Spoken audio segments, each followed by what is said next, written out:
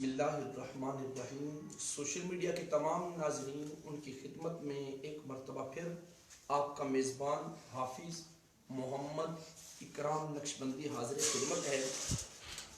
آپ کے سامنے اس وقت سوشل میڈیا کی وساطت سے ایک مذہبی پروگرام آؤ دین سیکھیں، اس میں ایک موضوع لے کر آج کا جو ہمارا اسپیسیفک موضوع ہے وہ ہے لیلۃ البرات، یعنی شب برات کی شرعی حیثیت کیا ہے، شب برات کی فضیلت، اس کے فضائل اور اس کے معمولات کے حوالے سے آج ایک پروگرام لے کر آپ کی خدمت میں حاضر ہوں، کیونکہ آنے والی جو رات ہے وہ برات کی رات ہے، اور اس رات کی جو فضیلت قرآن و احادیث کی روشنی میں جو ہم تک پہنچی ہیں وہ آپ کی خدمت میں پیش کرنے کے لیے آج آپ کے سامنے حاضر ہوں۔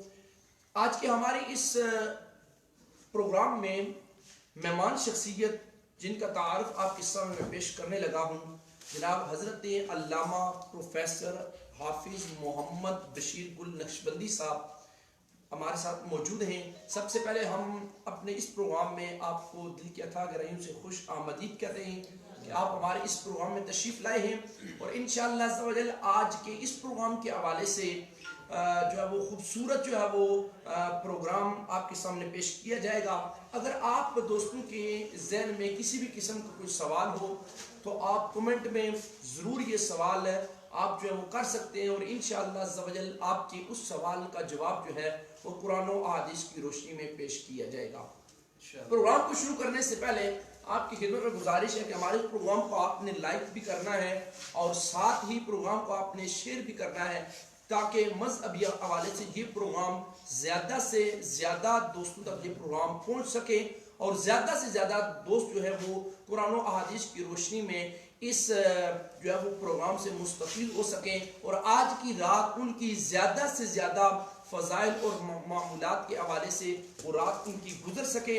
میں سب سے پہلے گزارش کروں گا حضرت علامہ مولانا حافظ محمد بشیر گل نقشبندی صاحب سے کہ آج کے اس پروگرام کے حوالے سے جو پہلا سوال ہے وہ یہ ہے کہ سب سے پہلے آپ یہ بتائیں، یہ جو لیلۃ البرات، شب برات جسے کہا جاتا ہے، برات کا معنی کیا ہے، اور آپ یہ بتائیں کہ کیا قرآن و احادیث کی روشنی میں کسی خاص دن، کسی خاص رات کی کوئی مقام اور فضیلت بھی قرآن و حدیث سے ثابت ہے؟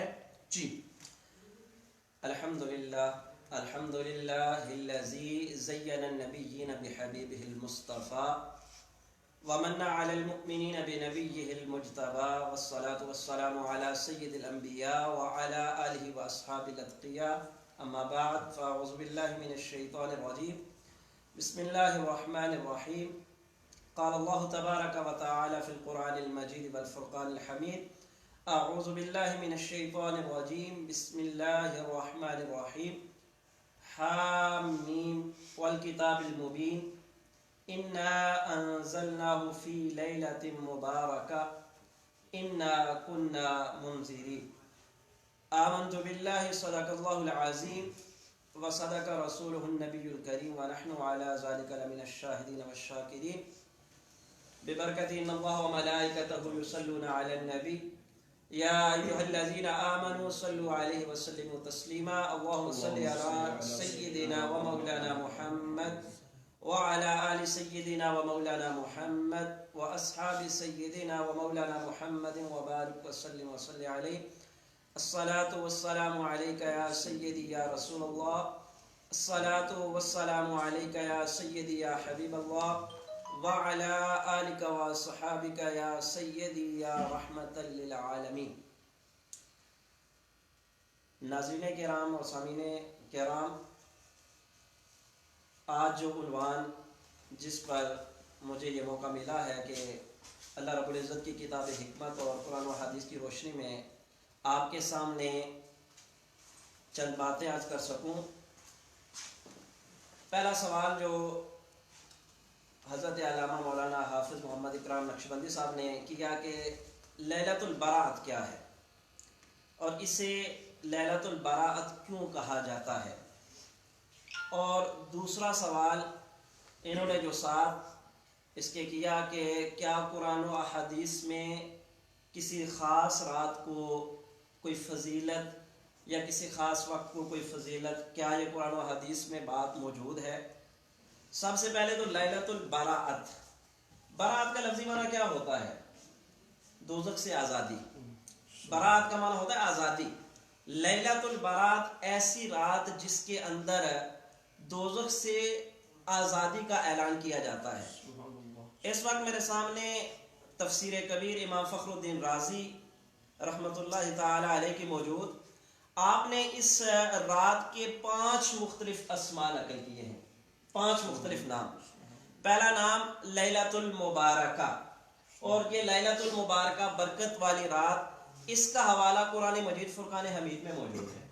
سورۃ الدخان کی ابتدائی آیات حامیم حروف مقطعات ہیں، والکتاب المبین، اور کتاب مبین کی قسم، انا انزلناہ فی لیلۃ مبارکہ، بے شک ہم نے قرآن مجید فرقان حمید کو لیلۃ مبارکہ میں، لیلہ مبارکہ میں نازل کیا. تو لیلۃ المبارکہ کے متعلق محدثین اور مفسرین کرام کی 2 جماعتیں ہیں. ایک ایسی جماعت ہے جو کہتے ہیں کہ لیلۃ المبارکہ سے مراد لیلۃ القدر ہے. یہ محدثین کرام کی ایک بڑی جماعت اس کی قائل ہے. اسی طرح مفسرین کرام میں حضرت ابن عباس رضی اللہ تعالی عنہ اور حضرت قتادہ رضی اللہ تعالی عنہ، آپ سے یہ بات بھی روایت ہے کہ اس سے مراد لیلۃ نصف شعبان، یہ 15 شعبان کی رات ہے جو کہ لیلۃ المبارکہ ہے. دوسرا اس کا نام آپ نے نقل کیا لیلۃ البراءہ، لیلۃ البراءت، آزادی کی رات. اور اسے آزادی کی رات کیوں کہا جاتا ہے؟ بڑی ہی زبردست حدیث مبارکہ جو نبی اکرم صلی اللہ علیہ وآلہ وسلم سے اس حوالے سے نقل کی. آپ فرماتے ہیں کہ نبی اکرم صلی اللہ علیہ وآلہ وسلم نے ارشاد فرمایا، ان اللہ یرحم امتی فی ہذہ اللیلہ بعدد شعر اغنام بنی کلب. نبی اکرم صلی اللہ علیہ وآلہ وسلم نے فرمایا کہ اس رات اللہ رب العزت بنی کلب کے قبیلہ کی بکریوں کے بالوں کے برابر میری امتیوں پر رحمت نازل فرماتا ہے. اور دوسری حدیث مبارکہ جس کے اندر امام فخر الدین رازی نے نقل کیا، آپ فرماتے ہیں کہ نبی اکرم صلی اللہ علیہ وآلہ وسلم نے فرمایا، ان اللہ یغفر لجمیع المسلمین فی تلک اللیلہ، اللہ رب العزت اس رات میں سارے مسلمانوں کی بخشش و مغفرت فرما دیتا ہے. جب سب کے لیے آزادی کا اس رات کو اعلان ہو رہا ہے تو اس وجہ سے اسے لیلۃ البراء کہا جاتا ہے. اور لیکن یاد رکھیے گا حضور علیہ الصلوۃ والسلام کی اس حدیث کے ساتھ جو ہے الا لکاہن، البتہ جو کاہن ہے، او مشاحن، لوگوں سے کینہ رکھنے والا بندہ، او مدمن خمر، یا پھر عادی شرابی، او عاقل الوالدین، یا اپنے والدین کا نافرمان، او مصر علی الزنا، یا پھر زنا پر ہمیشگی اختیار کرنے والا، اس برکت والی، رحمت والی اور دوزخ سے آزادی والی رات میں بھی ان بندوں کی بخشش کوئی نہیں ہوئی. والدین کا نافرمان، عادی شرابی، زناکار، اور اس پر ہمیشگی کرنے والا، لوگوں کے ساتھ جس کے دل میں بغض اور کینہ ہے مسلمان کے لیے، یا پھر کاہن. تو حضور علیہ الصلوۃ والسلام نے فرمایا اس رات ان کی بخشش کوئی نہیں ہوتی. باقی سارے مسلمانوں کے لیے یہ آزادی کی رات ہے، تو اس لیے اسے لیلۃ البراءت کہا جاتا ہے. ایک تیسرا نام اس کا ہے لیلۃ السقط، سواد اور کیاف کے ساتھ، تو دستاویز والی رات. فیہا یفرق کل امر حکیم، اس رات کے اندر ہر کام کے متعلق اللہ رب العزت فیصلہ فرما دیتے ہیں. اور حضرت ابن عباس رضی اللہ تعالیٰ عنہ فرماتے ہیں ایک بندہ جو ہے نا وہ بڑا ہنسی خوشی زمین پر چل رہا ہوتا ہے، حالانکہ اس کا نام اردو میں لکھا جا چکا ہوتا ہے. اور اس کا تیسرا نام ہے جی لیلۃ السقط. چوتھا نام ہے لیلۃ الرحمہ، رحمتوں والی رات. اور لیلۃ البراءت، دوزخ سے آزادی والی رات. تو یہ 5 نام انہوں نے نقل کیے. ماشاءاللہ بڑی خوبصورت طریقے کے ساتھ، بہت خوبصورت انداز کے ساتھ علامہ حافظ محمد بشیر النقشبندی صاحب نے یہ بتایا کہ اس رات کے 5 نام ہیں.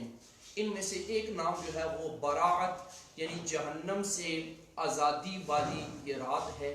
کہ اس رات مسلمانوں کی بخشش کر دی جاتی ہے اور انہیں جہنم سے آزاد کر دیا جاتا ہے. لیکن یہاں پر ایک حدیث پاک میں جہاں پر جس حدیث پاک کی روشنی میں آپ نے بیان کیا کہ حضور علیہ الصلوۃ والسلام آپ نے ارشاد فرمایا کہ جادوگر کی کینہ پرور کی، یعنی اپنے اندر کینہ رکھنے، اپنے مسلمان بھائی کے بارے میں کینہ رکھنے والا جو بندہ ہے اور جو عادی شرابی ہے، جس کی شراب پینا ایک عادت ہے، اور والدین کا جو نافرمان ہے اور جو عادی زناکار ہے، فرمایا ان کی بخشش نہیں ہونی. تو جب دیکھیں کہ یہ رات اتنی کرم والی رات ہے، اتنی مہربانی والی رات ہے، اللہ کی رحمت والی رات ہے کہ بخشش ہی بخشش ہو رہی ہے، مہربانی ہی مہربانی ہو رہی ہے، تو ایسے مسلمان کیوں آج کی رات اللہ کی رحمت سے اور اللہ کی بخشش سے محروم ہو جائے؟ صرف اس وجہ سے کہ وہ جادوگری جیسی لعنت میں گرفتار ہیں، اس وجہ سے وہ آج کی رات جو اللہ کی بخشش اور کرم سے محروم ہو رہے ہیں کہ ان کے اندر مسلمان بھائی کے حوالے سے کینہ پایا جاتا ہے. اس وجہ سے وہ محروم ہو رہے ہیں کہ وہ عادتاً شراب پیتے ہیں اور شراب نوشی جیسے حرام کام کے وہ مرتکب ہوتے ہیں، اور ایسے لوگ جو اپنے والدین کے نافرمان ہیں اور ایسے لوگ جو عادی زناکار ہیں، ایسے لوگوں کی بخشش و مغفرت جو ہے وہ نہیں ہونی. تو اس لیے یہ ضرورت اس امر کی ہے کہ آج کی رات ہم اپنے رب کی بارگاہ میں توبہ اور استغفار کریں اور ان عادتوں سے جو بری لعنتیں ہیں اور جو لعنتیں اللہ اور اللہ کے رسول کی نافرمانی اور ناراضگی کا سبب بننے والی ہیں، ہمیں ان سے چھٹکارا حاصل کرنا چاہیے. یہ دستاویز والی بھی رات ہے کہ آج کی رات ہمارا نامہ اعمال رب کی بارگاہ میں پیش بھی ہونا ہے، اور جو ہے وہ یہ لکھ دیا جائے گا کہ اگلے سال اس 15 شعبان سے لے کر اگلے 15 شعبان تک کس نے مرنا ہے. پتہ نہیں کہ ہمارا نامہ اعمال جب رب کی بارگاہ میں پیش ہو اور ہمارا نام پتہ نہیں شاید مردوں کی فہرست میں لکھ دیا جائے. اس لیے جو ہے وہ اسی وجہ سے امام الانبیاء صلی اللہ علیہ وسلم آپ نے یہ بھی ارشاد فرمایا کہ میں یہ چاہتا ہوں کہ میں اس وقت روزے کی حالت میں ہوں جب میرا نام جو ہے وہ اس فہرست میں جو ہے وہ لکھا جانے لگے. تو یہ بڑی خوبصورت بات جو ہے وہ علامہ حافظ محمد بشیر قل نقشبندی صاحب، میں نے ایک دوسرا سوال بھی آپ کے سامنے کیا تھا کہ کیا کسی خاص رات کی کوئی برکت قرآن و حدیث سے ثابت بھی ہے یا نہیں؟ اس حوالے سے تھوڑی سی گفتگو آپ کی جو ہے وہ میں چاہوں گا کہ آپ اس پر بھی تھوڑی سی گفتگو کر دیں. جی اچھا جی، سوال یہ ہے کہ کیا کسی خاص رات کی، میں اس سوال کو مزید وسعت دے دیتا ہوں، کیا کسی خاص چیز کو کسی خاص چیز پر فضیلت دی جا سکتی ہے؟ تو اللہ رب العزت نے بعض چیزوں کو بعض پر فضیلت دی ہے، یہ بات قرآن و حدیث سے ثابت ہے. مدینہ منورہ کو تمام شہروں پر فضیلت دی ہے، نبی اکرم وادی مکہ کو تمام وادیوں پر فضیلت دی ہے، بیر زمزم کو تمام کنووں پر فضیلت دی ہے، مسجد حرام کو تمام مساجد پر فضیلت دی ہے، سفر معراج کو تمام سفروں پر فضیلت دی ہے، ایک مومن کو تمام انسانوں پر فضیلت دی ہے، ایک ولی کو تمام مومنوں پر فضیلت دی ہے، ایک صحابی کو تمام ولیوں پر فضیلت دی ہے، ایک نبی کو تمام صحابیوں پر فضیلت دی ہے، اور امام الانبیاء صلی اللہ علیہ وآلہ وسلم کو تمام نبیوں پر فضیلت دی ہے. تو فضیلت تل کا رسول فضل اللہ بعضهم علی بعض، اگر رسول بھی ہیں تو اللہ نے فرمایا ہیں سارے فضیلت والے، بعض کو ہم نے بعض پر فضیلت دی ہے. تو اسی طرح مختلف اوقات کو اللہ رب العزت نے مختلف اوقات، اب دنوں کے اندر اللہ رب العزت نے جمعۃ المبارک کے دن کو سب دنوں پر فضیلت دی ہے، باقی ماہ رمضان کو تمام مہینوں پر فضیلت دی ہے. اور حضرت علی المرتضیٰ کا قول، وہ مجھے ایک واقعہ یاد آ گیا، حضرت ابن عباس رضی اللہ تعالیٰ عنہ سے ایک سوال ہوا، آپ سے پوچھا گیا کہ یہ بتائیے کہ کون سا وقت افضل ہے؟ تو آپ نے فرمایا کہ رمضان کا وقت اور لیلۃ القدر کا جو رات ہے وہ سب راتوں اور سب دنوں سے افضل ہے. اچھا، یہی سوال ایک دوسری محفل میں حضرت علی المرتضیٰ کرم اللہ وجہ الکریم باب العلم سے بھی کیا گیا. آپ سے پوچھا گیا کہ یا حضرت یہ بتائیے کہ اوقات میں سے کون سا وقت افضل ہے؟ تو پھر لوگوں نے کہا کہ ہم نے حضرت ابن عباس سے یہی سوال کیا، تو انہوں نے کہا کہ رمضان کا مہینہ اور لیلۃ القدر کی رات سب راتوں سے افضل ہے. تو حضرت علی المرتضیٰ نے فرمایا اس سوال کا میرے پاس جواب ابن عباس کا بھی بالکل درست ہے، لیکن اس کا ایک جواب میرے پاس اور کیا. کہا وہ کیا؟ کہا میرے خیال میں جس وقت میں انسان کی توبہ قبول ہو جائے اور اعمال قبول ہو جائے وہ وقت سب وقتوں سے افضل. اب دیکھیں بات کیا ہے کہ رمضان کی بات بھی آئی، لیلۃ القدر کی آئی، لیلۃ البرات کی آئی، لیکن ساتھ ہی استثناء کر دیا، یہ 5 درمیان سے ایسے ہیں کہ ان کو یہ فضیلت حاصل ہے. ان پانچوں کو فضیلت کیسے حاصل ہونی ہے؟ جس وقت، جس ساتھ، جس گھڑی میں وہ توبہ کریں گے اللہ کی بارگاہ میں وہ توبہ قبول ہوگی تو ان کے حق میں وہی ساتھ افضل ہے. جی جی سبحان اللہ. تو بات یہ ہے کہ مختلف مہینوں اور مختلف راتوں کو قرآن مجید میں سورۃ القدر، لیلۃ القدر ساری راتوں سے افضل ہے. اور خیر من الف، لیلۃ القدر خیر من الف شہر. اللہ نے فرمایا لیلۃ القدر 1000 مہینوں سے افضل ہے، خیر ہے، بہتر ہے. تو ایک ضابطہ تو آپ کو سمجھ آ گیا کہ ایک رات کا ذکر تو قرآن میں ایسا موجود ہے جو باقی راتوں سے افضل ہے. اور یہ فقہ کا اصول ہے کہ جب عام مخصوص منہ البعض ہو، ایک دفعہ جس میں تخصیص ہو جائے تو اس میں مزید تخصیص کی جا سکتی ہے. تو یہ احادیث مبارکہ کی روشنی میں. اور آپ کا سوال تھا کہ فضیلت، میں آپ کو بتاؤں کہ شب برات کی افضلیت فضیلت کے حوالے سے امت مسلمہ کے جمی مکاتب فکر کا اتفاق ہے. نبی اکرم صلی اللہ علیہ وآلہ وسلم کے زمانے سے لے کر آج دن تک امت کی کثیر تعداد اس کی افضلیت پر جمع ہے. اور لیلۃ البرات، شب برات کی فضیلت میں جو احادیث مبارکہ مروی ہیں وہ 10 کے قریب صحابہ کرام سے مروی ہیں. سیدنا ابو بکر صدیق رضی اللہ تعالی عنہ، سیدنا مولا علی کرم اللہ وجہ الکریم سے، ام المومنین سیدہ عائشہ صدیقہ رضی اللہ تعالی عنہا سے، حضرت عبداللہ بن عمر بن عاص سے، حضرت معاذ بن جبل سے، حضرت ابو ہریرہ سے، حضرت ابو صالبہ الخشنی، حضرت عوف بن مالک، حضرت ابو موسیٰ اشعری، حضرت ابو امامہ الباہلی اور حضرت عثمان بن ابی العاص رضی اللہ تعالی عنہم اجمعین. ان 10 صحابہ سے لیلۃ النصف شعبان اور لیلۃ البرات، لیلۃ المبارکہ، لیلۃ الصق، لیلۃ الرحمہ، یہ جو فضیلت ہے ان سب کی مروی ہے. اور یہ میں نے صرف نام نہیں پڑھے ہیں. الحمدللہ میرے پاس یہ الدر المنصور موجود ہے فی تفسیر بالمعصور. ان 10 کے 10 صحابہ کی وہ روایات بھی میرے پاس الحمدللہ یہاں پر محفوظ ہیں، وہ ساری کی ساری. اور جو فضیلت میں حدیث آئی ہیں تو یہ امت کا اس پر گویا کہ ایک درجے میں اجماع ہے. درمیان میں ایک خاص طبقہ جن کو ہر موقع پر ایک خاص بیماری لاحق ہو جاتی ہے کہ یہ حدیث ضعیف ہے، یہ حدیث موضوع ہے. یاد رکھیے کہ حدیث موضوع ہو وہ تو بات درمیان سے بات ہی ختم ہے. جہاں تک بات رہی حدیث ضعیف، یاد رکھیے کہ حدیث جو ضعیف ہوتی ہے وہ راوی کی وجہ سے ہوتی ہے، متن حدیث کا ضعیف نہیں ہوتا. یعنی ایک حدیث کے اندر جو راوی جو چین چل رہی ہے اس کے اندر کوئی ایک بندہ کسی درجے پر آ کر ایسا ہے کہ جس کے بارے میں بات کی گئی ہے کہ اس کے اندر یہ مجہول ہے یا پھر اس کے اندر کوئی کمی ہے، تو اس وجہ سے پھر حدیث ضعیف ہو جاتی ہے. اور وہی حدیث جب ایک دوسری سند سے، ایک دوسری کڑی سے، ایک دوسری چین سے، دوسرے سلسلے سے وہی حدیث جب آپ کے پاس پہنچ جاتی ہے تو وہ ذوق بھی ختم ہو جائے گا. اور حدیث ضعیف کے متعلق محدثین کا اصول ذہن میں رکھیے، حدیث ضعیف فضائل میں بالاجماع معتبر ہے محدثین کے نزدیک. 14ویں صدی کے محدثین کی میں بات نہیں کر رہا، حضرت دوسری صدی ہجری امام بخاری جیسے محدثین، امام ترمذی، امام نسائی، ان محدثین کی بات کر رہا ہوں. اور جو روایات لیلۃ البرات کی فضیلت میں آئی ہیں وہ کس نے نقل کی ہیں؟ امام ترمذی نے نقل کی ہیں. علامہ صاحب میں یہاں پر تھوڑا سا آپ کو انٹرپٹ کرنا چاہوں گا. حدیث پاک کی فنی باس کے حوالے سے تھوڑی سی گفتگو آپ نے حضرت علامہ مولانا حافظ محمد بشیر قلی نقشبندی صاحب کی سنی ہے. توجہ چاہوں گا آپ کی بڑی خوبصورت بات آپ نے کہی ہے کہ عموماً ہمارے معاشرے میں اکثر جب سوال کا کوئی حدیث پاک پیش کی جاتی ہے تو کہا جاتا ہے کہ یہ حدیث صحیح ہے یا ضعیف ہے. ٹھیک ہے، تو لوگوں کا ذہن یہ ہوتا ہے کہ اگر تو حدیث صحیح ہے تو اس کو قبول کر لیا جائے، اور اگر حدیث ضعیف ہے تو اس کا مطلب ہے کہ اس کو رد کر دیا جائے، اس کو چھوڑ دیا جائے. لیکن جو بات حضرت علامہ مولانا حافظ محمد بشیر قلی نقشبندی صاحب نے کہی ہے کہ محدثین کرام نے اصول حدیث میں یہ بات بیان کی ہے کہ جب بھی آپ کوئی بھی حدیث آپ دیکھتے ہیں اگر وہ حدیث ضعیف بھی ہے تو آپ اگر اس کو، وہ تو اگر فضائل کے متعلق ہے تو وہ اس کو رد نہیں کیا جائے گا. فضائل میں حدیث جو ہے وہ معتبر ہوتی ہے.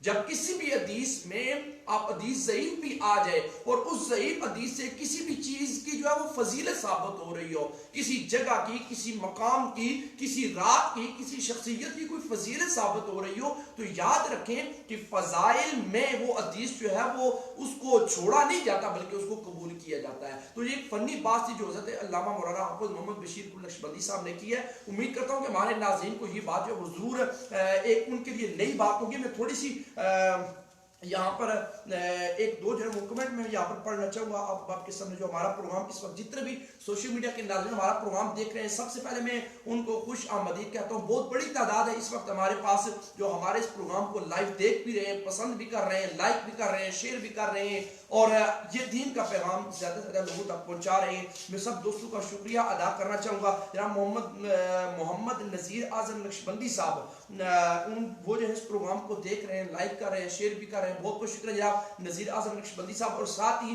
میں یہاں پر ایک دوست جو وہ کمنٹ یہاں پر پڑھنا چاہوں گا, شہباز وارسی صاحب. بہت بہت شکریہ جناب شہباز وارسی صاحب, آپ ہمارا پروگرام دیکھ رہے ہیں. انہوں نے ایک کمنٹ بھی کیا کہ السلام علیکم سر. جی وعلیکم السلام ورحمۃ اللہ وبرکاتہ. بڑا خوبصورت کمنٹ انہوں نے کیا ہے جو میرے لیے ایک حیران کن بھی جو وہ کمنٹ ہے. انہوں نے کہا جی کہ جو کچھ آپ بتا رہے ہو آج سے پہلے, یہ جو کہتے ہیں کہ آج پہلی دفعہ سن رہا ہوں. تو یہ پروگراموں کا مقصد ہی یہی ہوتا ہے کہ ایسی ایسی باتیں آپ تک لائی جائے جو آپ نے پہلے اس سے پہلے نہ سنی ہوئی ہوں. ٹھیک ہے, تو یہ اس لیے آپ کے سامنے یہ پروگرام, اور آپ اس پروگرام کو بڑی محبت کے ساتھ دیکھ رہے ہیں, بڑے ذوق کے ساتھ دیکھ رہے ہیں. اور انہوں نے یہ کہا جی کہ رہی بات باقی کہ آپ کا پروگرام سن کر ہی جو ہے وہ دیکھ کر ہی سوالات ہوں گے. جی بالکل ضرور جناب, آپ پورا پروگرام آپ دیکھ لیں تو جو جو سوال آپ کے ذہن میں آتا جائے آپ ضرور اس سوال جو ہے وہ اس کو پیش کرتے جائیں. جی تو باقی دوستوں کا بھی بہت بہت شکریہ جتنے بھی دوست دیکھ رہے ہیں. جی شابان کوثر صاحب,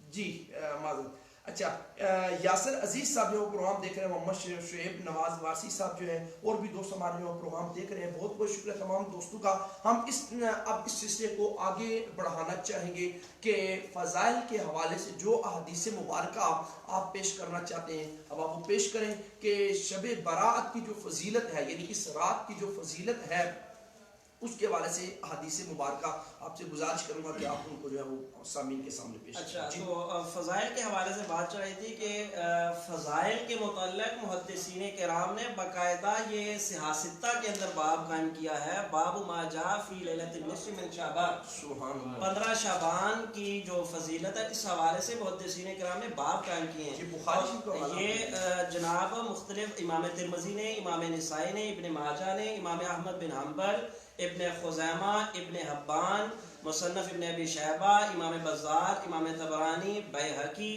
ابن ابی عاصم, ہیثمی, تمام محدثین کرام نے یہ باقاعدہ عناوین قائم کیے ہیں جن کے اندر انہوں نے باب ما جاء فی لیلۃ النصف من شعبان کے عنوان سے. اور یاد رکھیے گا کوئی محدث جب کسی عنوان پر کوئی باب قائم کرتا ہے تو یہ اس بات کی دلیل ہوتی ہے کہ یہ اس محدث کا عقیدہ ہے, اس محدث کی یہ باقاعدہ اس بات پر اتفاق ہے کہ یہ سارے فضائل بالکل درست اور بجا ہیں. جی علامہ صاحب نے یہ جو بیان کیے کتب احادیث کے نام لیے ہیں, کتب احادیث کے نام لیے ہیں, ان میں سے 3 سے 4 کتابیں وہ ہیں جو صحاح ستہ کی کتابیں ہیں. اس کا مطلب یہ ہے کہ آج کی رات کی فضیلت کے حوالے سے صحاح ستہ میں باقاعدہ محدثین کرام نے باب باندھ کر یہ بات ثابت کی ہے کہ آج کی رات کی فضیلت موجود ہے. جی علامہ صاحب. جی امام فخر الدین رازی کی بات اور علامہ زمخشری نے کشاف کے اندر, اور یاد رکھے گا زمخشری معتزلی ہے, یعنی کہ مفسرین کی دنیا کے اندر مختلف طرح کے لوگوں نے تفاسیر لکھی ہیں. اس بندے نے بھی اس بات کو اپنی کتاب کے اندر, اپنی تفسیر کے اندر نقل کیا, اور امام فخر الدین رازی نے بھی اس بات کو باندھا. آپ فرماتے ہیں کہ اللہ رب العزت نے اس رات کو 5 خصائل, 5 فضیلتیں اور 5 خصوصیات عطا فرمائی ہیں. پہلی فضیلت کیا ہے کہ تفریق کل امر حکیم. اس رات کے اندر جو سارے حکمت والے کام ہیں اللہ رب العزت ان کے متعلق جو فیصلہ ہوتا ہے وہ فرشتوں کے سپرد کر دیتا ہے. اور قرآن مجید فرقان حمید کے اندر بھی اللہ رب العزت نے سورۃ الدخان کے آیت نمبر 4 فیہا یفرق کل امر حکیم, اللہ رب العزت اس رات کو ہر حکمت والے کام کا فیصلہ کرتا ہے. اللہ رب العزت نے پہلی فضیلت اس کو یہ عطا فرمائی. اور دوسری فضیلت العبادت فیہا, اس کے اندر, اس رات کے اندر جو عبادت کی جاتی ہے اس کی بھی بڑی فضیلت ہے. اور اس حوالے سے اب میں ایک خاص بات, ایک خاص عبادت آپ کو بتانے لگا ہوں, باقاعدہ اس کو نوٹ کر لیں اور پھر اس کی فضیلت بھی آپ نوٹ کریں. قال رسول اللہ صلی اللہ علیہ وآلہ وسلم، نبی اکرم صلی اللہ علیہ وآلہ وسلم نے ارشاد فرمایا، من صلی فی هذه اللیلۃ 100 رکعۃ ارسل اللہ الیہ 100 ملک 30 یبشرون بالجنہ۔ اللہ رب العزت نے حضور علیہ الصلوۃ والسلام نے ارشاد فرمایا کہ جو شخص اس رات کے اندر 100 رکعت نماز نفل ادا کرتا ہے، اللہ رب العزت اس کی طرف 100 فرشتوں کو بھیجتا ہے، اور وہ جو 100 فرشتے ہوتے ہیں 30 یبشرونہ بالجنہ، 30 فرشتے اس کے لیے جنت کی خوشخبری لے کر آتے ہیں، وَثَلَاثُونَ يُؤْمِنُونَهُ مِنْ عَذَابِ النَّارِ، اور 30 فرشتے جو ہوتے ہیں اس کے لیے عذاب سے امن کا پیغام لے کر آتے ہیں، دوزخ سے آزادی کا پیغام لے کر آتے ہیں۔ اسی وجہ سے تو اسے لیلۃ البرات کہا جاتا ہے۔ وہ پھر آپ کے عنوان کی طرف آپ پلٹ آئی ہے کہ لیلۃ البرات کیوں کہتے ہیں؟ 30 فرشتے اس کے لیے دوزخ سے امن کا پیغام لے کر آتے ہیں۔ وَثَلَاثُونَ يُدَفَّعُونَ عَنْهُ آفَاتُ الدُّنْيَا، اور 30 فرشتے اس سے دنیا کی جو مصیبتیں پریشانیاں ہوتی ہیں اس کے بچاؤ کا اہتمام اور اس کی حفاظت کے لیے آتے ہیں۔ ساتھ ہی بات جوڑ دوں، آج کل پوری دنیا کے اندر جو ایک خوف و ہراس کا عالم پھیلا ہوا ہے، اور ہر بندہ ایک نفس نفسی کے عالم میں ہے، ہر بندہ پریشان ہے کہ یہ بیماری، یہ وبا کہیں مجھے اس سے نقصان نہ پہنچے، وہ ایک خطرے کے اندر پوری دنیا مبتلا ہے۔ تو سب لوگوں کے لیے میں یہ کہوں گا کہ آپ لیلۃ یہ 15 شعبان کی جو آج آنے والی رات ہے، اس رات کو 100 نوافل ادا کریں، تو اللہ رب العزت انشاءاللہ العزیز جنت کا پیغام بھی، دوزخ سے امن کا پیغام بھی، اور ساتھ ہی ساتھ آپ کی جو دنیاوی آفات ہیں ان سے حفاظت کا بندوبست بھی کرے گا۔ اور کرونا وائرس ایک دنیاوی آفت ہے، اللہ رب العزت پوری امت مسلمہ اور تمام انسانیت کو اس سے محفوظ رکھے، اور یہ آپ پڑھیں گے تو انشاءاللہ العزیز یقیناً اللہ رب العزت کی رحمت آپ کو اپنے حصار میں لے لے گی۔ کیا ان نوافل کے پڑھنے کا کوئی خاص طریقہ؟ اچھا جی، ایک منٹ۔ وَعَشَرَةٌ يُدَفَّعُونَ عَنْهُ مَقَائِدُ الشَّيْطَانِ، اور جو 10 فرشتے ہوں گے اس سے شیطانی وسوسے اور شیطان کے جو پھندے، جو جال جن کے ذریعے وہ ایک بندہ مومن کو قابو کرنے کی کوشش کرتا ہے، اسے برے رستوں کی طرف لے جانے کی کوشش کرتا ہے، تو 10 فرشتے اسے شیطانی وساوس سے بچنے کے لیے بھی اللہ رب العزت بھیجتے ہیں۔ تو سوال کیا گیا ہے کہ کیا ان نوافل کے پڑھنے کا کوئی خاص طریقہ ہے؟ حدیث مطلق ہے، من صلی حضور علیہ الصلوۃ والسلام فی هذه اللیلہ 100 رکعۃ، 100 رکعات نماز نفل، آپ جس طرح آسانی سمجھے، ہر رکعت میں بے شک سورۃ فاتحہ کے بعد سورۃ اخلاص ایک دفعہ پڑھ لیں، اور بے شک اگر آپ کو مختلف صورتیں آتی ہیں، ایک میں سورۃ فلق پڑھ لیں، ایک میں سورۃ ناس پڑھ لیں، تو جو آپ کو آسانی سے، جس طرح آپ 100 رکعت نماز، لیکن دو کر کے پڑھنی ہے۔ یہ بات ذہن میں رکھیے گا کہ 100 رکعات اکٹھی ادا نہیں کی جا سکتی۔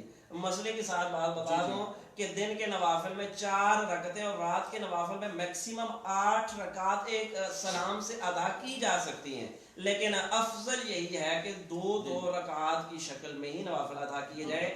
وجہ کیا ہے؟ 2 رکعات آپ پڑھیں گے الگ الگ، ظاہر بات ہے 2 رکعات مکمل ہوں گی، پھر آپ اٹھیں گے، پھر نئی رکعت شروع کریں گے 2، تو اس طرح 100 رکعات پڑھیں گے تو ہوگا کیا؟ آپ کو مشقت زیادہ اٹھانی پڑے گی۔ 2 رکعات کی صورت میں مشقت، ہر 2 رکعات کے بعد اٹھنا، اور اس میں ایک تو آپ کو مشقت زیادہ اٹھانی پڑے گی، اور حضور علیہ الصلوۃ والسلام نے ارشاد فرمایا کہ بہترین عمل وہ ہے جس میں مشقت زیادہ ہوتی ہے۔ بے شک بے شک۔ سردیوں کے اندر بندے کو رات کے وقت اٹھنا اور اٹھ کر وضو کرنا اور مسجد میں جانا ہے تو بڑا مشقت والا کام، لیکن حضور نے فرمایا جو بندہ اس وقت وضو کرے جب انسان کا وضو کرنے کا جی نہ چاہ رہا ہو، تو حضور علیہ الصلوۃ والسلام نے فرمایا کہ اللہ رب العزت اس عمل کے ذریعے اس کی نیکیوں میں اضافہ کرتا ہے، اس کے درجات بلند کرتا ہے، اس کے گناہوں کو مٹاتا ہے۔ وضو کا حوالہ میں نے جان بوجھ کر دیا وہ، کیونکہ بات پیچھے وہ کورونا کی چل رہی تھی نا، تو آج پوری دنیا حضور کی سنت کے قائل ہو گئی ہے۔ یار یہ جو مسلمانوں کے نبی نے 1400 سال پہلے جو طریقہ بتایا تھا نا، یہ دن میں 5 بار، تو وہ عمل آج پوری دنیا کہہ رہی ہے باہر سے آئیں تو پہلے ہاتھ دھوئیں، باہر سے آئیں تو پہلے جناب اپنا ناک اور منہ صاف کریں، اور میرے نبی اکرم صلی اللہ علیہ وآلہ وسلم نے 1400 سال پہلے یہ بات بیان کر دی تھی۔ اس کے بعد اس کی جو تیسری فضیلت ہے وہ ہے نزول الرحمہ، رحمت نازل ہونا، کہ اس رات کے اندر رحمت نازل ہوتی ہے، اور یہ حدیث مبارکہ میں آپ کے سامنے پہلے بھی عرض کر چکا ہوں کہ نبی اکرم صلی اللہ علیہ وآلہ وسلم نے ارشاد فرمایا کہ اللہ رب العزت اس رات کو یعنی 15 شعبان کی رات کو بنی کلب کے جو بکریاں ہیں ان کے بالوں کے برابر میری امت پر رحمت، اور حضور نے بنی کلب کی بکریوں کا حوالہ یہ دیا کہ عرب کے اندر جس قبیلے کے پاس سب سے زیادہ بکریاں اور زیادہ بالوں والی بکریوں کے اندر بھی مختلف قسمیں ہوتے ہیں، تو کثیر بال ان کے ہوتے تھے، تو حضور نے ان کا حوالہ دیا۔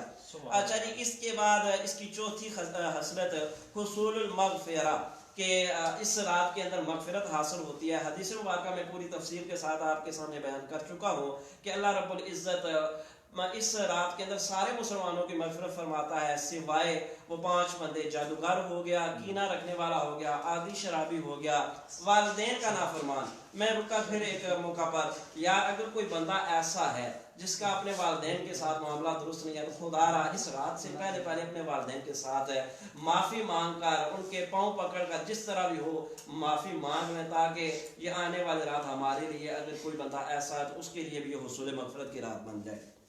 اس کے بعد 5ویں خصلت علامہ اکرام صاحب جو امام فخر الدین رازی نے نقل کی، کمال ہے، فرماتے اس رات کی ایک فضیلت یہ بھی ہے کہ اس رات انہ تعالی اعطى رسولہ فی هذه اللیلہ تمام الشفاء، حضور علیہ السلام کو اپنی پوری امت کی شفاعت کا جو اختیار تفویض کیا گیا، آپ کے سپرد کیا گیا، وہ ہوتا ہے نا گاڑا فانا جب سپرد کی جاتا ہے، یہ لے جی یہ عہدہ آپ کے حوالے ہے، اللہ رب العزت نے پوری امت کی شفاعت کا اختیار حضور کو اسی 15 شعبان کی رات میں دیا۔ اس کے متعلق جو تفصیلی روایت میں نے پڑھی کہ حضور علیہ السلام نے فرمایا کہ میں نے 13 شعبان کو بھی اللہ کے بارگاہ میں اس حوالے سے استغاثہ پیش کیا، اللہ رب العزت نے 1/3 امت کا اختیار دیا، پھر 14 کو بھی کیا تو اللہ رب العزت نے نصف امت کا، اور 15 شعبان کی رات آئی تو اللہ رب العزت نے فرمایا حبیب ہم نے آپ کو ساری امت کی شفاعت کا اختیار دے دیا ہے۔ تو یہ اس کی 5ویں فضیلت ہے، اور یہ پوری روایت بھی امام فخر الدین رازی نے نقل کی ہے، اور یہ ساری بحث تفسیر کشاف کے اندر زمخشری نے بھی نقل کی ہے۔ تو سامعین ذی وقار، یہ وہ 5 خصلتیں ہیں، یہ وہ 5 خصائل ہیں جو اللہ رب العزت نے اس خاص رات کے حوالے سے نبی اکرم صلی اللہ علیہ وآلہ وسلم کو عطا فرمائے ہیں۔ تو جی علامہ صاحب جی، بہت خوبصورت گفتگو آپ نے حضرت علامہ مولانا نقشبندی صاحب سے آپ نے سنی ہے شب بارات کی فضیلت کے حوالے سے۔ اس کے حوالے سے ایک معمول جو ہے وہ حضرت علامہ مولانا حافظ محمد بشیر گل نقشبندی صاحب نے آپ کے سامنے پیش کیا کہ 100 رکعات نوافل ادا کرنا۔ اب ایک تو یہ ہے کہ یہ 100 رکعات ہر ایک انسان کی اپنی حیثیت ہوتی ہے، طاقت ہوتی ہے، کوئی جو ہے وہ اتنے 100 رکعات نوافل جو ہے وہ ادا کرنے کی شکت اور طاقت نہیں رکھ سکتا، کوئی بیمار بھی ہو سکتے ہیں، 100 معاملات ہوتے ہیں، تو جو تو احباب اور دوست 100 رکعات نوافل ادا کر سکتے ہیں وہ یہ نوافل ضرور ادا کریں، اور ان کی فضیلت بھی آپ نے سن لیا کہ 100 رکعات نوافل ادا کرے گا اللہ تعالیٰ اس کو کیا اجر عطا فرمائے گا۔ اس کے علاوہ ایک دو جو ہے وہ میں مزید آپ کے سامنے آج کی رات کی فضیلت کے حوالے سے وظائف اور نوافل جو وہ آپ کے گوش گزار کرنا چاہوں گا۔ نبی کریم صلی اللہ علیہ وآلہ وسلم آپ نے ارشاد فرمایا کہ جو شخص 15 شعبان کو 12 رکعات نماز نوافل ادا کرے گا، ٹھیک ہے جی، تو جیسا کہ پہلے بھی بیان ہو چکا کہ بھائی زیادہ بہتر یہ ہے کہ 2 کر کے ادا کیے جائیں، ٹھیک ہے، اگر آپ 4 کر کے بھی ادا کرنا چاہتے ہیں تو ادا ہو سکتے ہیں، لیکن زیادہ فضیلت والی بات یہ کہ آپ ان کو 2 کر کے ادا کریں۔ تو امام الانبیاء صلی اللہ علیہ وسلم آپ نے ارشاد فرمایا کہ جو شخص 15 شعبان المعظم کو یعنی شب بارات کو 12 رکعات نفل پڑھے گا، اللہ تعالیٰ اسے 12,000 شہیدوں کا ثواب عطا فرمائے گا، اور 12 سال کی عبادت کا اس کے لیے ثواب لکھ دیتا ہے، اور گناہوں سے اللہ تعالیٰ اس کو اس طرح پاک کر دیتا ہے کہ جیسے وہ آج ہی اس دنیا میں پیدا ہوا ہے۔ جس طرح کہ بندہ اس دنیا میں پیدا ہوتا ہے، آتا ہے، تو اس کے جسم پر کوئی گناہ نہیں ہوتا، تو وہ اس طرح گویا کہ گناہوں سے پاک اور صاف ہو جاتا ہے، اور 80 دن تک اس کے کوئی گناہ جو ہے وہ نہیں لکھے جاتے۔ ٹھیک ہے نہیں، تو آپ خود اندازہ کر لیں کہ جب 12 رکعت نوافل اس کی اتنی بڑی فضیلت ہے تو آپ اگر زیادہ پڑھیں گے تو زیادہ ہی آپ کو جو ہے وہ اس کا اجر و ثواب ملے گا. ایک اور روایت خاتون جنت سیدہ سلام اللہ علیہ آپ بیان فرماتی ہیں کہ جو شخص 15 شعبان معظم کو 8 رکعات نماز نفل ٹھیک ہے جی وہ ادا کرے, ٹھیک ہے, اور خاتون جنت آپ فرماتی ہیں کہ وہ 8 رکعت نفل پڑھنے کے بعد اس کا ثواب مجھے پہنچائے, اس کا ثواب مجھے پہنچائے. اس کا مطلب ہے کہ آپ اپنے کیے جانے والا کوئی بھی عمل جس کا ثواب آپ کو ملے گا آپ اس کا ثواب آپ کی کسی دوسرے کو بھی پہنچا سکتے ہیں, ٹھیک ہے جی. ضمن یہ بات یہاں پہ ثابت ہوگی. خاتون جنت فرماتی ہے کہ 8 رکعت نفل اس نے ادا کیے اور اس کا ثواب مجھے پہنچایا, تو خاتون جنت فرماتی ہیں کہ میں اس وقت تک جنت میں خود قدم نہیں رکھوں گی جب تک کہ اس شخص کو بخشوا نہ دوں اور اس کو بخشوا کر اپنے ساتھ جنت میں نہ داخل کروں. ٹھیک ہے جی. تو نوافل پڑھنے کا طریقہ بھی ساتھ اگر آپ ویسے جو اسپیسیفک طریقہ جو ہے وہ یہاں پر ذکر کیا گیا اگر اس کے ساتھ آپ پڑھیں گے تو آپ کو زیادہ اجر و ثواب اور فضیلت ملے گی. تو ان کا پڑھنے کا طریقہ عموماً لوگ جو وہ سوال کرتے ہیں بھائی ان کی نوافل کی نیت کیا ہوگی, ٹھیک ہے, اکثر یہ سوال کرتے ہیں. تو یاد رکھیں نیت کے حوالے سے بہت آسان سی بات یہ ہے کہ بھائی نیت دل کے ارادے کا نام ہوتا ہے, ٹھیک ہے. اگر آپ کھڑے ہو گئے جی کیا جی میں 2 رکعت نفل پڑھنے لگا ہوں, دل میں آپ نے ارادہ کر لیا تو یہی آپ کا نیت کرنا یہ کافی ہے. ہاں اگر آپ زبان کے ساتھ بھی اقرار کریں گے تو یہ مستحب عمل ہے زبان کے ساتھ اقرار کرنا کہ میں 2 رکعت نفل بندگی واسطے اللہ تعالیٰ کے یا شعبان معظم کا آپ نام لے لیں کہ جی شب بارات کے 2 رکعت نفل جو وہ پڑھنے لگا ہوں. اچھا ایک بات یہاں پر میں لازمی ایڈ کر دوں گا سننے والوں کے لیے کہ اسی طرح جماعت کے لیے جب آپ آتے ہیں گھر سے آتے ہیں تو آ کر بعض اوقات آپ پہنچتے ہیں تو این رکوع میں امام پہنچ رہا ہوتا ہے تو اس وقت لوگ باقاعدہ کھڑے ہو کر منہ سے جب نیت کرتے ہیں میں نیت کرتا ہوں اس نماز کی پڑھنا خاص واسطے اللہ تعالیٰ نے 4 رکعت نماز فرض وقت نماز ظہر پیچھے سے امام ہے منہ میں رکھنا اتنی دیر میں امام رکوع سے اٹھ کر کیا ہوتا ہے وہ آپ کی رکعت ضائع ہو جاتی ہے. تو نیت کا جیسے علامہ صاحب نے بیان کیا عربی میں کہتے ہیں ارادۃ القلب, دل کے ارادے کو نیت کہتے ہیں.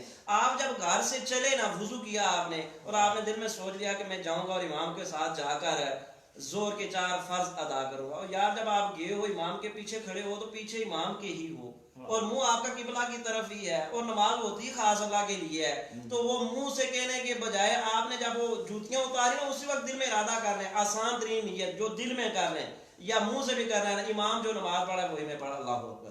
تو نماز میں آپ فوراً شرکت کریں, رکعات ضائع ہونے سے بچائیں. پہلی بات ہے کہ بر وقت آئیں, جماعت سے پہلے آپ 5-7 منٹ پہنچیں, سنتیں گھر سے بے شک ادا کر کے آئیں یا مسجد میں آ کر ذکر اذکار کریں, لیکن نیت زبانی کلامی کرتے ہوئے اتنا وقت گزر جاتا ہے کہ وہ رکعت ضائع ہو جاتی ہے, تو اس سے بچیں. نیت دل کے ارادے کا ہے. پھر زبان سے علماء نے کہا اس لیے کہا جاتا ہے آج کل وہ غفلت کا عالم ہے, لوگ مختلف طرح کی سوچوں میں مبتلا ہوتے ہیں تو زبان سے بھی نیت کر لیں تاکہ مکمل توجہ ہو جائے, وگرنہ آپ نے جب اتنی بات وہ کہہ لی نا کہ امام جو نماز پڑھا ہے میں وہی پڑھ رہا ہوں, تو ظاہری بات ہے زور کے ٹائم امام اثر تو نہیں پڑھائے گا اور اثر کے ٹائم مغرب تو نہیں پڑھائے گا, تو جو امام کی نماز ہے وہی آپ کی نماز. تو اللہ اکبر کہہ لیا یا دل میں گھر سے وضو کیا تو ارادہ کر لیا میں امام کے ساتھ جا کر زور کے فرض پڑھوں گا, تو وہی آپ کی نیت کافی. آ کر اللہ اکبر کہیں فوراً جماعت میں شامل ہو اور آپ کے مطلب کیوں اپنی نمازیں اور اس کی رکعات کو ضائع کرتے ہیں. جی بڑی خوبصورت بات نیت کے حوالے سے علامہ حافظ محمد بشیر نقشبندی صاحب نے کی ہے. اس کے بعد وہ جو میں سیدہ خاتون جنت سلام اللہ علیہا آپ نے جو رکعات 8 رکعات نوافل پڑھنے کا اس کا طریقہ آپ سنیں. اس کا طریقہ کار یہ ہے کہ سورہ فاتحہ کے بعد آپ 11 مرتبہ سورہ اخلاص قل هو اللہ احد یہ سورت 11 مرتبہ پڑھے ہر رکعت میں, ٹھیک ہے نا جی.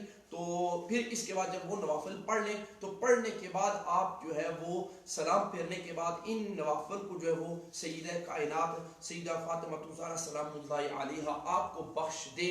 جب آپ ان بخشیں گے یہ 8 رکعات نوافل تو قیامت والے دن سیدہ خاتون جنت اس وقت تک جنت میں داخل نہیں ہوں گی جب تک کہ رب سے آپ کو بھی وہ بخشوان نہیں دے گی. اس کے علاوہ جو ہے وہ اور بھی رکعات نوافل جو ہے وہ موجود ہیں, لیکن میں آج کی رات کے حوالے سے ایک اور چیز جو وظائف ایک وظیفہ یہاں پر اس وقت بلکہ 2 وظیفے میرے پاس موجود ہیں, 2 وظیفے. ٹھیک ہے. ایک وظیفہ سورہ یاسین کے حوالے سے ہے اور ایک وظیفہ سورہ دخان کے حوالے سے ہے. سورہ یاسین تو آپ کو پتہ ہے یہ 22ویں پارے کے اختتام سے شروع ہوتی ہے اور 23واں پارہ جو ہے وہ تقریباً یہ ملا کر جو ہے تقریباً ایک پاؤ بن جاتا ہے سورہ یاسین. اور یہ مشہور سورہ ہے، قرآن کا دل ہے، ہر بچہ جانتا ہے سورہ یاسین کے حوالے سے. تو فرمایا کہ جو شخص 15 شعبان المعظم کو سورہ یاسین پڑھے گا اللہ تعالیٰ اس کے رزق میں برکت عطا فرما دے گا، اللہ اس کی عمر میں اضافہ کر دے گا اور اللہ تعالیٰ اسے ناگہانی آفتوں سے اللہ اسے محفوظ رکھے گا.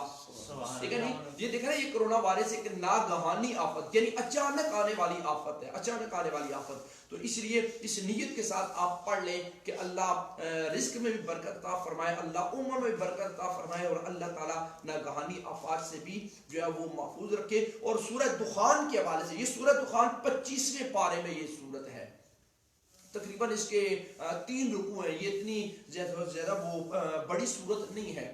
ٹھیک ہے جی، تو یہ 3 رکوع والی یہ سورت سورہ دخان ہے.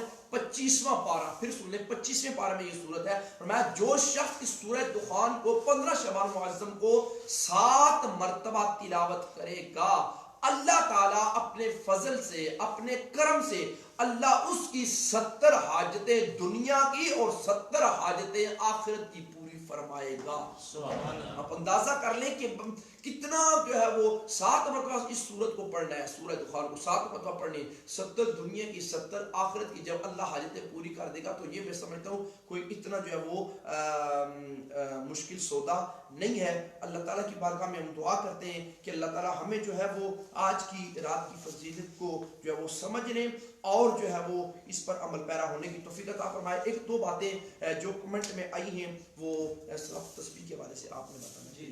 جی ایک جو ہے وہ جی کوئی اور اس کے علاوہ جی معاملات کے حوالے سے، جی معاملات کے حوالے سے تھوڑی سی بات ہوگی، لیکن میں یہاں پر جو ہے وہ میں ایک سوال جو ہے وہ جو شہباز وارثی صاحب نے کیا ہے میں وہ آپ کے گوش گزار کرنا چاہوں گا. انہوں نے پہلی بات برات کا مطلب انہوں نے وہ پوچھا ہے جو کہ آپ شروع میں بیان کر چکے ہیں، مطلب پھر آپ اس کو دہرا دیں. برات کا معنی صرف معنی آپ اس کا دہرا دیں اور یہ کس زبان کا لفظ ہے؟ یہ برات عربی زبان کا لفظ ہے، لفظی معنی اس کا ہوتا ہے آزادی.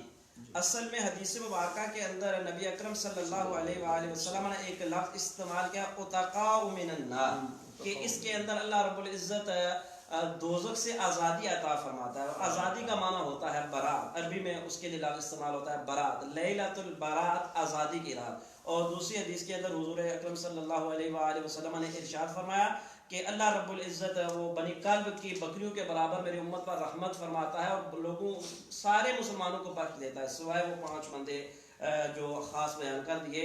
تو جو آزادی اللہ تعالیٰ فرماتا ہے اس کو برات کہا جاتا ہے، اس وجہ سے اس کو لیلۃ البرات، دوزخ سے آزادی کی رات ہے جی کہا جاتا ہے. دوسرا سوال جو انہوں نے جو کیا تھا وہ قرآن پاک کی پہلی آیت کا نزول اس حوالے سے. اچھا، قرآن پاک کی پہلی آیت تو مشہور زمانہ ہے کہ نبی اکرم صلی اللہ علیہ وآلہ وسلم جو ہے غار حرا کے اندر تشریف لے جایا کرتے تھے اور وہاں پر اللہ رب العزت کی عبادت کیا کرتے تھے. تو حضرت جبریل اقرأ بسم ربک الذی خلق، سورۃ العلق کی پہلی 5 آیات جو ہیں یہ نازل ہوئی قرآن مجید فرقان حمید کی. تو وہ 5 آیات مبارکہ قرآن میں سب سے پہلے میں آئے کہ اگر 5 وہ پہلے ہیں تو عام ترتیب میں سورۃ الفاتحہ کیوں پہلے پڑھتے ہیں؟ اس کا جواب یہ ہے کہ نبی اکرم صلی اللہ علیہ وآلہ وسلم نے باقاعدہ قرآن کی ترتیب اللہ کے حکم سے، قرآن کی ترتیب توقیفی ہے، یہ اللہ کے حکم پر موقوف ہے. حضور نے فرمایا، بتایا کون سی صورت کس مقام پر رکھنی ہے، پہلے کون سی ہے، دوسری کون سی ہے، پہلے بار سورۃ فاتحہ، سورۃ بقرہ، اس حوالے سے پھر وہ سورت 30ویں پارے میں جا کر سورۃ العلق آ رہی ہے. واللہ تعالی عالم بالصواب. سبحان اللہ. تو یہ شہباز وارثی صاحب کے جو سوالات تھے ان کے جوابات بھی علامہ حافظ محمد بشیر گل نقشبندی صاحب نے دے دیے ہیں. اب معمولات کے حوالے سے اور پھر آخر میں جو ہے وہ انشاءاللہ صاحب تسبیح کا طریقہ کار. اچھا جی، شب بارات معمولات کے حوالے سے نبی اکرم صلی اللہ علیہ وآلہ وسلم کا جو معمول ہے وہ کنز العمال کے اندر احادیث مبارکہ میں نے اس حوالے سے دیکھیں کہ نبی اکرم صلی اللہ علیہ وآلہ وسلم، سیدہ عائشہ صدیقہ فرماتی ہیں ان رسول اللہ صلی اللہ علیہ وآلہ وسلم لم یکن یصوم من شہر من السنۃ اکثر من صیام من شعبان. حضور صلی اللہ علیہ وآلہ وسلم شعبان کے مہینے کے اندر بڑی کثرت سے روزے رکھا کرتے تھے، اور فرماتے ہیں کہ شعبان کے علاوہ حضور نے کسی اور مہینے میں اتنی کثرت سے روزے نہیں رکھے۔ فَإِنَّهُ كَانَ يَصُومُ شَعْبَانَ كُلَّهُ، حضور علیہ السلام پورے کا پورا مہینہ شعبان کا روزے رکھا کرتے تھے، اور بالخصوص 15 شعبان کے روزے کے حوالے سے بھی جو معمولات نبی اکرم صلی اللہ علیہ وآلہ وسلم، امام بہقی نے شعب الایمان میں سیدہ عائشہ صدیقہ سے یہ روایت نقل کی، بڑی طویل حدیث ہے، مفہوم اس کا میں بیان کر دیتا ہوں۔ آپ فرماتے علیہ وآلہ وسلم، میں نے دیکھا کہ حضور میرے پاس سے اٹھ کر چلے گئے، تو میں آپ کو تلاش کرتے کرتے پہنچے تو حضور علیہ السلام جنت البقیع میں مسلمان مردوں عورتوں شہداء کے لیے استغفار کر رہے تھے۔ تو اس رات کے اندر کثرت سے استغفار کرنا یہ نبی اکرم صلی اللہ علیہ وآلہ وسلم کا معمول ہے۔ پھر نبی اکرم صلی اللہ علیہ وآلہ وسلم نے فرمایا، سیدہ عائشہ صدیقہ فرماتی ہیں، میں نے ساری صورتحال بیان کی تو حضور نے فرمایا کہ ابھی جبریل میرے پاس آئے اور کہا کہ شعبان کی 15ویں رات ہے۔ یہ حضور کا جو قبرستان میں رات کو جانا، یہ 15ویں شعبان کا عمل ہے، اور اس رات اللہ تعالیٰ قبیلہ بنی کلب کی بکریوں کے بالوں سے بھی زیادہ لوگوں کی مغفرت فرما دیتا ہے، سوائے ان کے مشرک کے، دل میں بغض رکھنے والوں کے، رشتہ داریاں ختم کرنے والوں کے، رشتہ داریاں بحال کرنی ہیں، دل میں بغض رکھنے والے، تکبر سے پائچے لٹکانے والے، والدین کے نافرمان، عادی شرابی، اللہ رب العزت اس رات کو بھی ان کی طرف توجہ نہیں کرتا۔ اس کے بعد حضور نبی اکرم صلی اللہ علیہ وآلہ وسلم نماز میں کھڑے ہو گئے۔ قیام کے بعد حضور صلی اللہ علیہ وآلہ وسلم نے ایک طویل سجدہ کیا۔ حضرت عائشہ فرماتی ہیں کہ مجھے یہ گمان ہوا کہ آپ کا وصال ہو گیا ہے، لیکن میں نے آپ کے پاؤں کو چھوا تو حرکت محسوس ہوئی تو میں خوش ہو گئی، اور پھر حضور اٹھے تو حضور نے یہ دعا پڑھی، اعوذ بعفوک من عقابک واعوذ برضاک من سخطک واعوذ بک منک جل وجهک لا احصی ثناء علیک انت کما اثنیت علی نفسک، کہ اے اللہ میں تیرے عفو کے ساتھ تیرے عذاب سے پناہ چاہتا ہوں، تیری رضا کے ساتھ تیری غضب سے پناہ چاہتا ہوں، اور تیرے کرم کے ساتھ تیری ناراضگی سے پناہ چاہتا ہوں۔ میں کما حق ہوں، تیری تعریف نہیں بیان کر سکتا، تو ایسا ہی ہے جیسا تو نے خود اپنی تعریف بیان کی ہے۔ صبح جب حضرت عائشہ صدیقہ نے حضور سے ان دعاؤں کا تذکرہ کیا تو حضور نے فرمایا، اے عائشہ یہ دعائیں خود بھی یاد کر لو اور دوسروں کو بھی سکھا دو، یہ جبریل امین نے مجھ کو دعائیں سکھائی ہیں۔ یہ نبی اکرم صلی اللہ علیہ وآلہ وسلم کے معمول کے حوالے سے بات ہو گئی۔ اب آ جاتے ہیں کہ شب برات اور صحابہ کرام کے معمولات کیا تھے۔ تو حضرت علی المرتضیٰ کرم اللہ وجہ الکریم فرماتے ہیں، یعجبنی ان یفرغ الرجل نفسه فی 4 لیال، لیلۃ الفطر و لیلۃ الضحیٰ و لیلۃ النصف من شعبان و اول لیلۃ من رجب۔ حضرت علی المرتضیٰ فرماتے ہیں مجھے یہ بات پسند ہے کہ بندہ ان 4 راتوں میں اپنی ساری مصروفیات کو ترک کر کے خاص کر کے اللہ کی عبادت کرے۔ یہ لیلۃ القدر کے علاوہ 4 راتیں، آپ نے فرمایا پہلی رات عید الفطر کی رات، یکم شوال، وہ رات جسے ہم لوگ بازاروں میں گھومتے ہوئے اور طرح یعنی کہ پورا وہ رمضان پیک رہتے ہیں نا، شیطان بندھا ہوا ہے، گناہوں سے بچے رہتے ہیں، جیسے ہی وہ شوال کا چاند طلوع ہوتا ہے تو سارے وہ شیطانی اعمال اور بازاروں کے چکر کاٹنا اور طرح طرح کے فضولیات اور لغویات، پورا رمضان جو نیکیاں اور جمع کی وہ ساری کی ساری ایک رات میں ضائع کرنے پر تلے ہوتے ہیں۔ اللہ تعالیٰ محفوظ رکھے۔ حالانکہ حضرت علی المرتضیٰ حضور نے بھی فرمایا کہ وہ 5 راتیں جن کو بندہ زندہ کرے تو جس دن لوگوں کے دل مردہ ہو گئے اللہ اس دن اس کا دل زندہ رکھے گا۔ ان میں ایک آتی ہے لیلۃ الفطر، عید الفطر کی جو اول رات ہوتی ہے، ولیلۃ الضحیٰ اور عید الاضحیٰ کی رات، ولیلۃ النصف من شعبان 15 شعبان کی رات، و اول لیلۃ من رجب اور رجب کی پہلی رات، اور 5ویں اس کے ساتھ لیلۃ القدر ہے۔ حضرت طاؤوس یمانی فرماتے ہیں کہ میں نے حضرت امام حسن بن علی رضی اللہ تعالی عنہ سے پوچھا تو 15 شعبان کی رات اور اس کے عمل کے بارے میں پوچھا، تو یہ بڑا انہوں نے خوبصورت حضرت امام حسن کا جو عمل ہے نا، اس پر آپ توجہ کریں کہ حضرت امام حسن رضی اللہ تعالیٰ عنہ حضرت المرتضیٰ کے لخت جگر وہ یہ رات کیسے گزارتے۔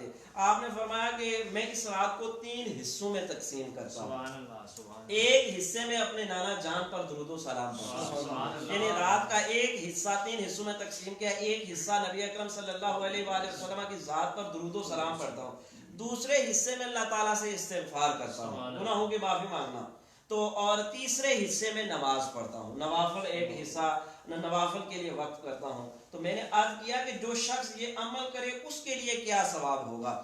تو آپ نے فرمایا میں نے حضرت علی المرتضیٰ کرم اللہ وجہ الکریم سے سنا، اور آپ نے نبی اکرم صلی اللہ علیہ وآلہ وسلم سے سنا، آپ نے فرمایا کہ اسے مقربین میں لکھ دیا جاتا ہے۔ یہ علامہ سخاوی نے القول البدی میں یہ حدیث مبارکہ نقل کی ہے۔ حضرت عبداللہ بن عمر رضی اللہ تعالیٰ عنہ فرماتے ہیں 5 راتیں ایسی ہیں جن میں دعا رد نہیں ہوتی۔ بندہ اپنے لیے، والدین کے لیے، اپنے رشتہ داروں کے لیے، امت مسلمہ کے لیے، پوری انسانیت کے لیے اس رات میں دعا مانگے تو وہ دعائیں رد نہیں ہوتی۔ فرمایا ایک جمعہ کی رات، رجب کی پہلی رات، شعبان کی 15ویں رات، عید الفطر کی رات اور عید الاضحیٰ کی رات، اور اس کے ساتھ ساتھ لیلۃ القدر کی رات۔ حضرت ابن عباس رضی اللہ تعالیٰ عنہ فرماتے ہیں اس رات میں 1 سال سے دوسرے سال تک کے تمام معمولات اور معاملات تقسیم کیے جاتے ہیں۔ تو یہ باقاعدہ صحابہ کرام رضوان اللہ تعالیٰ علیہم اجمعین کا معمول، اور حضور سیدی غوث العظم رضی اللہ تعالیٰ عنہ نے اپنی تصنیف غنیت الطالبین کے اندر بھی باقاعدہ اس کے حوالے سے اور اس کے اندر عبادات کرنے کے حوالے سے باقاعدہ باب قائم کیا ہے۔ تو نتیجہ ہمارے سامنے کیا آیا کہ یہ جو رات ہے لیلۃ القدر اور لیلۃ البرات، اس رات کو عبادت کرنا یہ نبی اکرم صلی اللہ علیہ وآلہ وسلم کا طریقہ بھی ہے، صحابہ کرام کا طریقہ بھی ہے، اولیاء اور صالحین کا طریقہ بھی ہے۔ لہذا کوئی بندہ اس کے باوجود بھی اس بات پر مصر رہے کہ نہیں جی کوئی بات نہیں ہے جی، یہ ویسے ہی ہے جی، یہ اپنے طرف سے، تو یہ سوائے جہالت کے اور کم علمی کے اسے اور کچھ نہیں کہا جا سکتا۔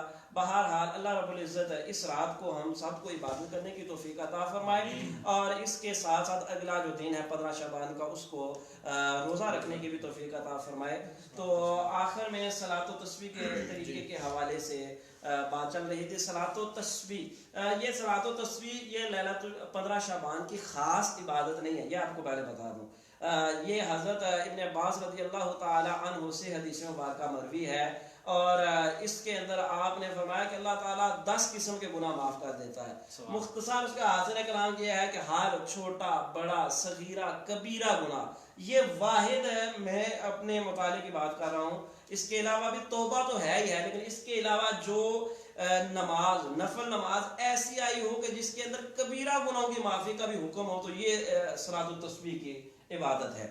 تو صلاۃ التسبیح کے متعلق آپ نے 10 طرح کے، تو جان بوجھ کر ہوا یا غلطی سے ہوا، وہ سارے کے سارے گناہ اللہ رب العزت معاف فرما دیتا ہے۔ اور پھر آپ نے اس حدیث کے اندر آپ نے فرمایا کہ حضور نے فرمایا کہ ہو سکے تو بندہ ہر روز یہ صلاۃ، فرمایا کہ اگر ایسا نہ ہو سکے تو ہفتے میں ایک بار پڑھ لے، جمعہ کو پڑھ لے یا کسی دن، اگر ایسا نہ ہو سکے ایک بار، ایسا نہ ہو سکے تو سال میں ایک بار، وہ سال میں 1 2 3 موقع ہمارے پاس آ جاتے ہیں، جیسے 15 شعبان کی رات ہوگی، یا رمضان کے اندر لیلۃ القدر کی رات ہوگی 27ویں شب کی، تو ایک دفعہ، یا پھر اگر ایسا بھی نہ کر سکے تو آپ نے فرمایا کم از کم زندگی میں ایک بار صلاۃ و تسبیح لازمی پڑھے۔ تو صلاۃ و تسبیح کے اندر جو آپ نے تیسرا کلمہ پڑھنا ہوتا ہے سبحان اللہ والحمد للہ ولا الہ الا اللہ واللہ اکبر، یہاں تک ولا الہ الا اللہ واللہ اکبر تک، اسے یہ تسبیح ہے۔ صلاۃ التسبیح اسے اسی لیے کہا جاتا ہے کہ اس کے اندر ہر رکعت میں 75 مرتبہ اور کل 4 رکعتوں میں 300 مرتبہ تسبیح پڑھی جاتی ہے، اس لیے اسے صلاۃ التسبیح کہا جاتا ہے۔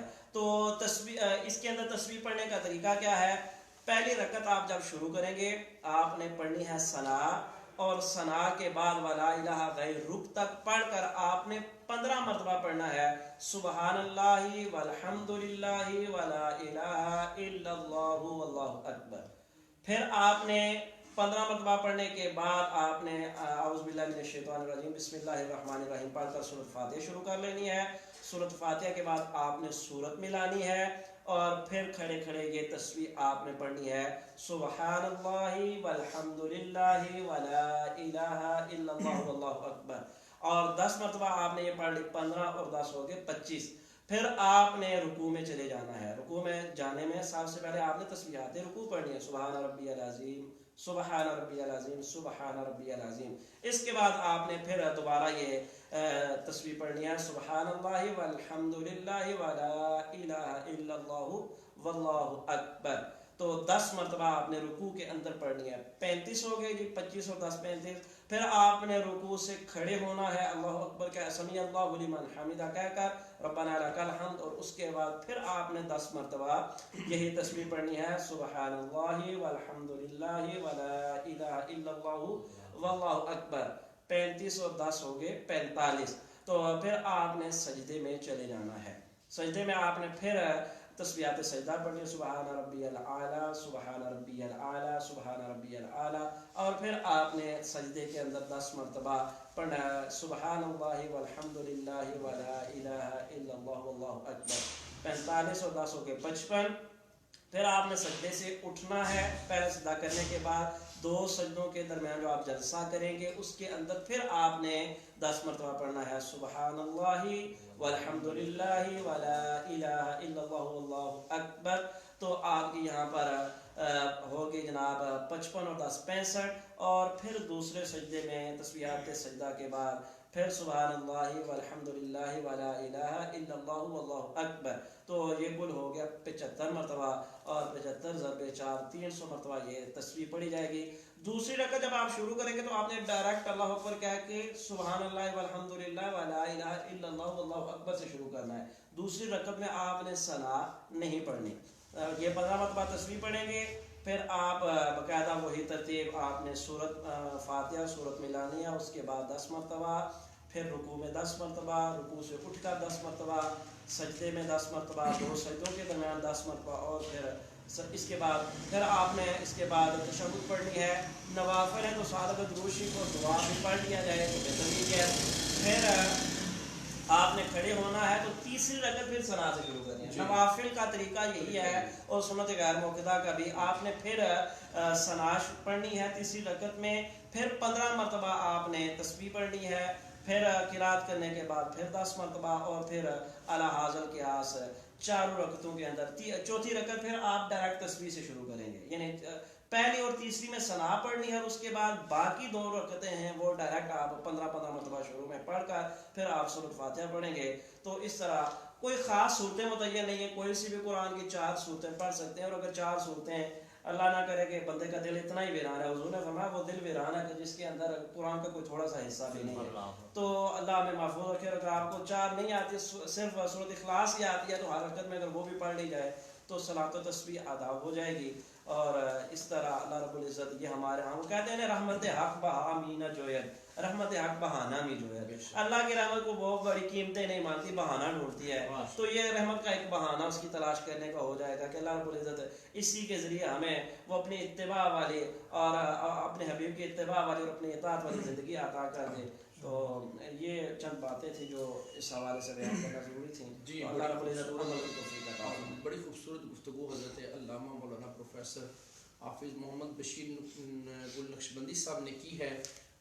بات کا خلاصہ اس بات پہ ہے کہ آج کی رات ہے اپنے رب کو راضی کرنے کی، آج کی رات ہے اپنے رب سے اس کی رحمت اور بخشش کا سوال کرنے کی، آج کی رات ہے جہنم سے آزادی کی رات ہے، آج کی رات ہے اپنے آپ کے اپنے گناہوں پر شرمندہ ہو کر رب کی بارگاہ میں توبہ اور استغفار کرنے کی. ہے عطاؤں کی شب یہ دعا مانگ لو، ہے عطاؤں کی شب یہ دعا مانگ لو، مانگ لو آج رب کی رضا مانگ لو. وہ رب جو آج ہم سے ناراض ہو چکا ہے، آج کی رات اپنے رب کو راضی کر لو اس دعا کے ساتھ، اس التجا کے ساتھ کہ الہ العالمین آنے والی رات تیری بخشش کی رات ہے، تیرے کرم کی رات ہے، تیری مہربانیوں کی رات ہے، تیری رحمت کی رات ہے. یا اللہ تمام عالم اسلام جو اس وقت کرونا وائرس جیسی اس بیماری میں مبتلا ہے، یا اللہ آج کی رات ہمیں اس وبا سے، اس بیماری سے، اس وائرس سے یا اللہ ہم سب کو نجات عطا فرما، اور آج کی رات ہمیں عبادت و بندگی میں بسر کرنے کی توفیق عطا فرما. آخر میں دعا گو ہوں کہ اللہ تعالیٰ ان تمام دوستوں کے ہاتھ پر رحم و کرم فرمائے جن دوستوں نے دعا کے لیے کہا ہے، اور بالخصوص یہ زیادہ جو دعائیں آئی ہیں وہ آج کی رات کے حوالے سے یہ دعا آئی ہے کہ کرونا وائرس سے نجات کے لیے دعا کرنی ہے. تو اچھا 2 باتیں مزید اس میں آخر میں ایڈ کرنا ضروری ہے. ایک تو جو یہ عبادات بیان کی گئی ہیں، آپ موجودہ حالات میں جب حکومت کی طرف سے بھی ہے کہ آپ گھر میں ادا کریں تو انفرادی طور پر گھر میں ادا کی جا سکتی ہیں. یہ کوئی لازمی نہیں ہے کہ کہ صلاۃ و تسبیح آپ نے پڑھی ہے تو مسجد کے اندر باجماعت ہو، کوئی ضروری نہیں، آپ اپنے طور پر اپنے گھروں میں ادا کریں۔ فرض نماز آپ ضرور جماعت کے ساتھ ادا کریں۔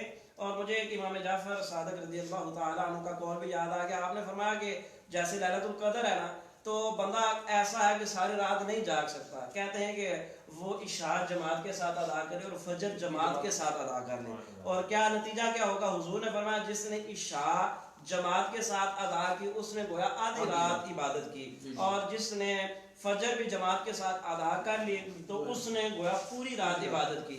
اگر کوئی کمزور آدمی ہے، ایسا ہے کہ جو پوری رات نہیں تو جماعت کا اہتمام کر لے، تو اس رات کی عبادات کی جو فضیلت ہے فرما دے گا، یہ نہیں۔ لیکن اگر باقاعدہ کوئی عمل کرے گا تو ظاہر بات ہے کہ جو صرف جماعت ادا کر کے سو گیا اور جو وہ ساتھ اضافی عبادات بھی کرتا رہا، تو جس کا عمل جس درجے کا ہے ثواب بھی اسی درجے کا ہی ہوگا۔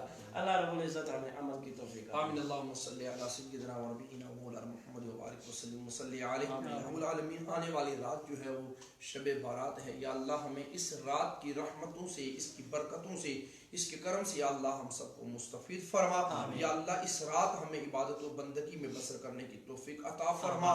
یا اللہ عز و جل آج کی آنے والی رات کا صدقہ، یا اللہ پوری دنیا اس وقت کرونا وائرس کی لپیٹ میں ہے، یا اللہ ہمیں اس وائرس سے، اس بیماری سے، اس وبا سے اللہ ہمیں نجات عطا فرما۔ یا اللہ عز و جل ہمارے حال پر رحم و کرم فرما۔ یا اللہ تیری گھر مساجد کی یا اللہ رونقیں ماند پڑ چکی ہیں، یا اللہ پھر سے مسجدوں کی رونقوں کو بحال فرما۔ یا اللہ تیرے گھر حرمین شریفین کی یا اللہ عز و جل وہ رونقیں ماند پڑ چکی ہیں، یا اللہ پھر سے ان حرمین شریفین کی رونقوں کو یا اللہ مزید بحال فرما۔ یا اللہ عز و جل تمام عالم اسلام کی خیر فرما۔ یا اللہ جتنے بھی دوست احباب اس بیماری کا شکار ہیں یا اللہ سب کو شفاء کلی عطا فرما۔ یا اللہ سب کو شفا عطا فرما۔ یا اللہ عز و جل ہمارے جتنے بھی احباب دوست جتنے بھی پریشان ہیں یا اللہ تمام عالم انسانیت پریشان ہے، یا اللہ سب کو اس وبا سے یا اللہ نجات عطا فرما۔ اللہم صلی علی سیدنا و نبینا مولانا محمد و بارک وسلم وصلی علیہ صلی اللہ تعالی علی حبیب خیر خلقہ سیدنا و نبینا مولانا محمد و علی آلہ وصحبہ اجمعین برحمتک یا ارحم۔ جتنے بھی آنے والے ہمارے سوشل میڈیا کے ناظرین ہیں جنہوں نے یہ پروگرام دیکھا، سب کا شکریہ ادا کرتا ہوں، انہوں نے لائک بھی کیا، اس کو شیئر بھی کیا ہے۔ اللہ تعالیٰ سب دوستوں کو دارین کی سعادت عطا فرمائے۔